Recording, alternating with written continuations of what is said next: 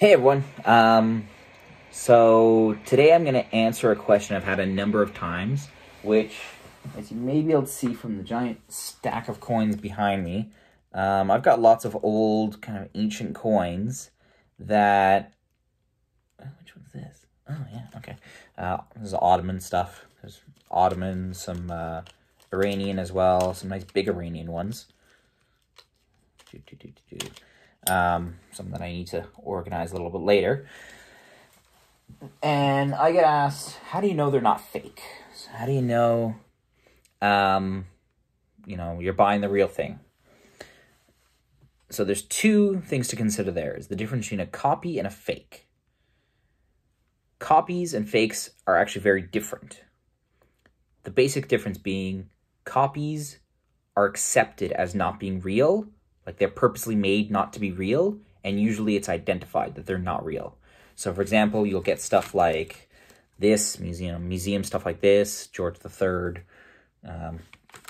pennies. You'll get, stuff like this, which is intended as like a kid's thing or for teachers like myself. Or you'll get one like this, which looks gold, not actually gold. It's like gold plated, but it's from a museum in Bitola, in the Republic of North Macedonia, one of the first places I did an archaeological dig. I bought it at a museum there, which is actually the former school of Ataturk, which is kind of cool. But it came with a certificate that says copy and everything. Now, this is in part because a lot of countries have very strict rules about, bringing antiques back. But copies also serve a function because, kids can't afford 12 Caesar's silver coins, right? That would be thousands, if not hundreds of thousands of dollars. I can't afford gold coins of Philip II, but I'm able to get some nice museum quality copies that, I can afford. Stuff like this that I bought from the Bank of Georgia. Big shout out, Gamma Joba, to my Georgian friends, right? A nice little Sasanian drachma. And stuff like that's quite valuable because, not everybody can afford silver drachmas. I do have several in my own collection that I will be presenting in a video later. Now, fakes, on the other hand, though, they try and be real.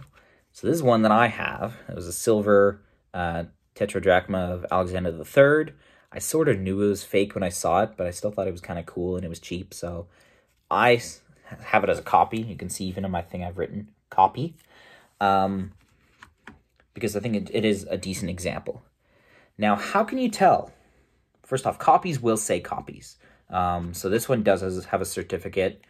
This one you can tell. This one, obviously, usually it'll say copy or it'll be quite obvious that it's a copy. A key thing as well is the weight. So the reason why I have my scale is to check the weight. So for example, when you take this silver one and you compare it to a real silver one, you will feel the difference. You can feel it when you actually touch it, obviously not when it's in the protector, and you can feel that there is a difference. Same thing if you look at the details. You'll oftentimes see fakes aren't very well made, or opposite end, too well made. So you'll see the details seem too real, almost like they've been typed out, which is weird. So that's what you want to look for. So yeah, copies, nothing wrong with get yourself some nice copies if you want to look at, what coins look like. I get them as souvenirs sometimes because I like coins. And again, I'm not willing to shill out a couple $100,000 for a nice gold Philip II. I have a budget. What can I say? Watch out for fakes. So some of the worst coins to collect for fakes are Chinese coins. Because it's a massive industry of making the fakes, in part because the design of the coin basically hasn't changed in 2,000 years. So be very cautious, especially with Chinese coins. They are quite often faked.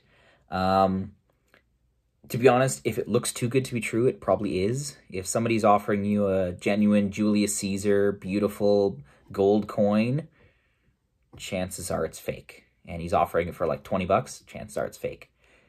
On the flip side, you can get low value Augustus coins or Caesar copper ones that have very poor details, for sometimes 40, 50 bucks. They do exist. I've seen them. So, you know, keep an eye out. Use your head. If you're suspicious, pass it. Don't shell out money if you don't have to. You know, there's always going to be tomorrow. So, yeah, that's my big advice for today. Copies and fakes, watch out for them. Enjoy copies if you can find them, because you can learn a lot from them. Especially kids, they can enjoy quite a bit from them as well. And watch out for fakes, guys. And, hey, don't be afraid to message me if you're like, I'm pretty skeptical of this. I will guide you as best I can. So, thanks, guys. Comment, like, subscribe, message me. Hope to hear from all of you soon.